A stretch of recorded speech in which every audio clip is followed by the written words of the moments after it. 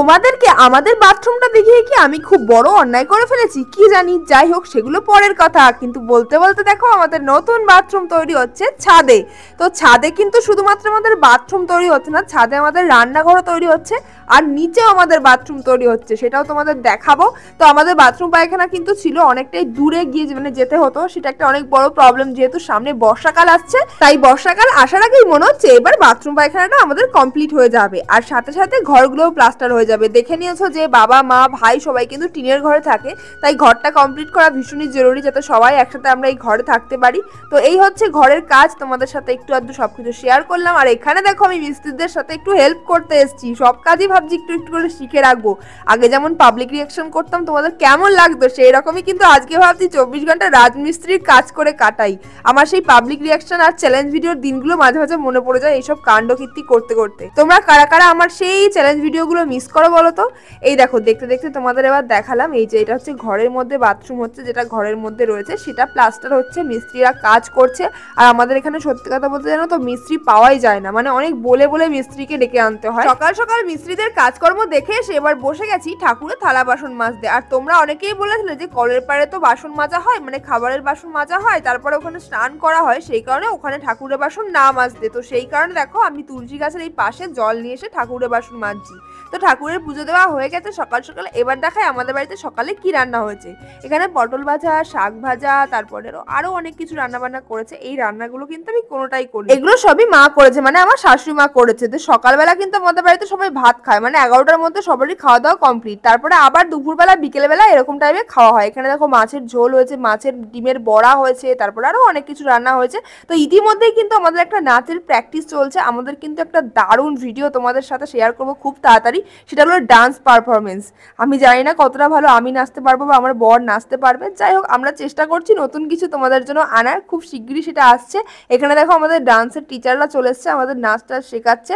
তোমাদের সবটাই বলবো খুব তাড়াতাড়ি, তোমরা সবটাই জানতে পারবে। তো দেখো নাচ করতে করতে বিকেল হয়ে গেছে, আর বিকেলবেলা দিদা এসছে। তো গাইজ এখন দেখো সারাদিন শেষে বিকেলবেলা হচ্ছে আমাদের নাচের প্র্যাকটিস চলছে, আর ইতিমধ্যে দেখি এই দেখো দিদা চলে এসছে।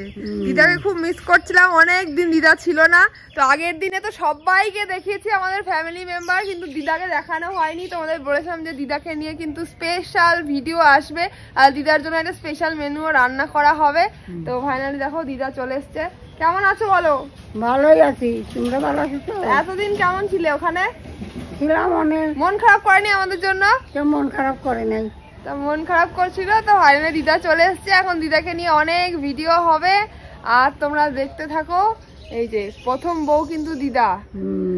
তো চলো যাও তুমি একটু রেস্ট করো। দিদাকেও তোমাদের দেখিয়ে দিলাম একটু ভিডিওতে, দিদা অনেকদিন বাড়ি ছিল না, এবার দিদাকে নিয়ে সুন্দর সুন্দর ভিডিও করবো, তোমাদের সাথে শেয়ার করবো। তো দেখো আমি এখানে সেজে গুজে রেডি হয়ে গেছি পয়লা বৈশাখের ভিডিও করবো বলে, মেকআপ ভিডিও করবো বলে। আর দেখি আমার শ্বশুরমশাই এতগুলো ফুল সাজিয়ে রেখেছে, তাই তোমাদেরকে সেটাও দেখাতে আসলাম। আমার শ্বশুরমশাই কিন্তু ফুলের ব্যবসা করে, মানে এই ফুলগুলো নিয়ে গিয়ে মার্কেটে বিক্রি করে। তো উনি তো ফুল নিয়ে চলে গেল, আর আমি দেখো এখানে পয়লা বৈশাখের জন্য সুন্দর করে সেজে নিয়েছি, মানে তোমাদের সাথে মেকআপ ভিডিও করবো বলে আর কি এরকম সেজেছি। মাথায় দেখো রজনীগন্ধার মালা দিয়েছি, আর এত গরম লাগছিল ঘরের মধ্যে, তাই আমার শাশুড়ি মাকে বললাম একটু চলো আমাকে নিয়ে চলো মাঠ থেকে ঘুরে আসি। তো মাঠে ঘুরে এসে একটু শরীরটা ঠান্ডা হলো, তারপর আবার বরের সাথে আমি বেরিয়ে পড়েছি মা বাবার সাথে দেখা করবো বলে। মা বাবা এসেছিল ধুবুলিয়াতে, তাই আমরাও ধুবুলিয়া চলে গেছিলাম, আর একটু কাজও ছিল ধুবুলিয়াতে। সেই কারণে মাকে বললাম, মানে মা বাবাকে বললাম তোমরা হাফ রাস্তা আসো, আমি হাফ রাস্তা যাই। তো হাফ রাস্তায় এসে ধুবুলিয়াতে পৌঁছে গেছে, আর ধুবুলিয়াতে পৌঁছে গিয়ে দেখো এখানে খাওয়া দাওয়া করছি। খাওয়া দাওয়াতে হচ্ছে চাউমিন, অনেকদিন পর বাইরে খাবার খেলাম, আর সত্যি কথা বলতে বিয়ের পর না বাইরে খাবার খাওয়া ভুলে গেছি। এইবার দেখো বাজার দোকান করে নিয়ে আমরা বাড়ি যাচ্ছি, আর অনেকদিন পর হচ্ছে এরকম বাজার করতে আসি। বাড়ি গিয়ে তোমাদের দেখাচ্ছি যে আজকে বাজারে কি কি করে নিয়ে এসেছি। শাশুড়ি মা আর আমি বসে তোমাদের সাথে বাজারগুলো শেয়ার করবো, এত বাজার আজকে করে নিয়ে এসেছি আমরা। তো আজকে দ্বিতীয় দিন আমি আমার বরের সাথে বাজার করতে গেছি বিয়ের পর। আর কি আমার কি বলছে জানো, বলছে আমার সাথে আর বাজার করতে যাবে না, আমার সাথে যদি বাজার করতে যায় আমি নাকি 1000 টাকার বাজার কিনে নেব। আজকে থেকে দেখাই দেখ কি 1000 টাকা মাসে আমার যা কোথায় যে বাজারে গেলে পরে 500 টাকা খরচ হয়ে যায় কিছু না কিছু করে। আমি কি 1000 টাকার বাজার করেছি তোমাকে দিয়ে, এত কিপটে। বলছি তুমি পটল ভাজা খাবো, পটল নাও, বলছে পটলের এত দাম, পটল নেওয়া যাবে না।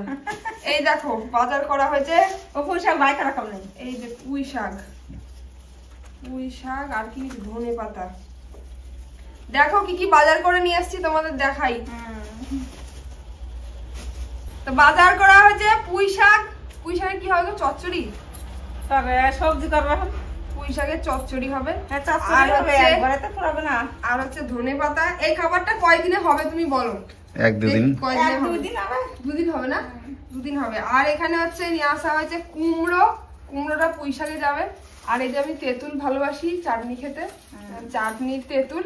আর এর মধ্যে আছে শশা, আছে হচ্ছে আমার আমলকি, আর কি আছে গো? পটল আছে। লেবু। এই পটলটা কিছুতেই নেবে না, পটলের খুব দাম বলছে। হ্যাঁ বলছি পটল খেতে হবে না। আর নিয়েছে হচ্ছে আদা, আর এর মধ্যে নেওয়া হয়েছে লঙ্কা, লঙ্কা 500। এই যে লঙ্কা। এই হচ্ছে বাজার। বলো এই কটা বাজারে কি 1000 টাকা হয়েছে? ওইদিকে দেখো, কি আছে এদিকে? আর তেল দেখাও, তেলটাই দেখাও, কত টাকার এটা তেল? দোকান। তেল দেখাও, কত টাকার তেল গো এটা? দেখো কত টাকার তেল। এই যে তেল নিয়ে আসা হয়েছে, তেল কত টাকার? বের করে এসো, এখানে রাখো। দেখাই কত টাকার তেল। এটা কত টাকার তেল? এটা তোমার 620 টাকার তেল। 620 টাকার তেল, তাহলে 1000 টাকা হলো না? হ্যাঁ, 50 টাকা করে নিয়েছে না? আর হচ্ছে এই যে দোকানের জিনিস নিয়ে আসা হয়েছে, দোকানের হচ্ছে পাতা। পাতা ভেতর থেকে এনেছি আমাদের তেলটা। বাড়িতে লোকজন আসতেই থাকে, তাই পাতা সিস্টেম করা হয়েছে। ভালো হয়েছে, লোকজন হ্যাঁ। আর হচ্ছে ধূপকাঠি। আর এখানে রয়েছে হচ্ছে বাসন মাজার সাবান, ভীম বার, এই যে। আর হচ্ছে এই যে সার, 1 কিলো সার্ফ। 1 কিলো সার।